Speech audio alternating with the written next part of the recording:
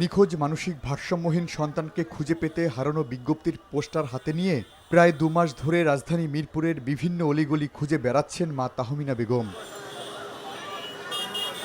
আমার বাচ্চাটা ১ মাসের উপর হয়ে গেছে, আমি বাচ্চাটা খুঁজে পাচ্ছি না। আমি রাস্তায় রাস্তায় আমার আত্মীয়স্বজন যারা আছে সবাই রাস্তায় রাস্তায় ঘুরতে ঘুরতে প্রায় পাগল। আমি তো একজন মা, আমি তো আরও বেশি পাগল। আমি এখন আর মানতে পারতেছি না যে আমার বাচ্চাটা হারায় গেছে। গত ১৯ মার্চ রাজধানী মিরপুর ১০-এর বেনারসি পল্লী থেকে হাতে ওজন মাপার যন্ত্র নিয়ে বের হন ১২ বছর বয়সী শিশু তানভীর হোসেন। সিসিটিভি ফুটেজে দেখা যায় সেদিন তানভীরের গায়ে ছিল নীল রঙের পাঞ্জাবি ও মাথায় ছিল টুপি। মিরপুর ১০-এর গোলচত্বর ফুট ওভার ব্রিজের ওপর ওজন মাপার যন্ত্র নিয়ে বসত সে। একটা ওজন মাপার মেশিন নিয়ে আসতো, আসলে ওই লাইনটাতে গিয়ে বসতো।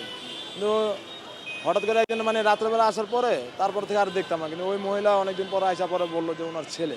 আপাটা আমার এখানে প্রায় ১ মাসের মতো আছে, আমার যতখানি পারি সহযোগিতা করতেছি, কিন্তু যার কাছ থেকে হারাইছে সে কোনো সহযোগিতাই করতেছে না। তানভীর বিড়ালে বলের মধ্যে কি করে? পরিবারের সদস্যরা বলছেন মানসিক ভারসাম্যহীন তানভীর ঠিকভাবে কথাও বলতে পারেন না। আমার ছেলেটা হারায় গেছে বলার পরে আমি ঢাকায় আসছি, খোঁজাখুঁজি করছি।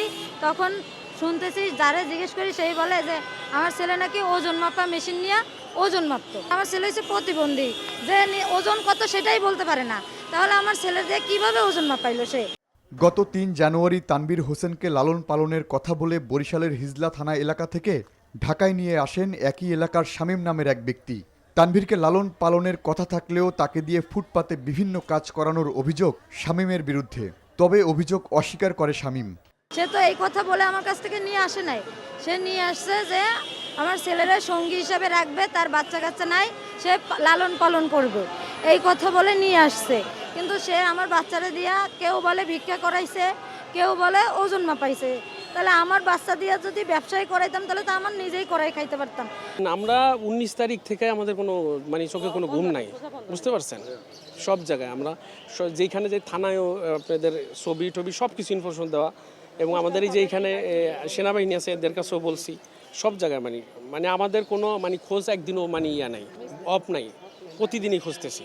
মিরপুর ১০-এর বেনারসি পল্লীর এলাকাবাসীরা বলছে তানভীরকে প্রতিনিয়তই হাতে ওজন মাপার যন্ত্র নিয়ে কাজে বের হতে দেখেছেন তারা। মসজিদের সামনে বসে থাকতো, ওজন মাপতো, একটু অ্যাবনর্মাল টাইপের, কিন্তু চালাক আছে। আমাদের এই মসজিদের সামনে ওয়েট মেশিন নিয়ে বাচ্চাটা বসে থাকতো।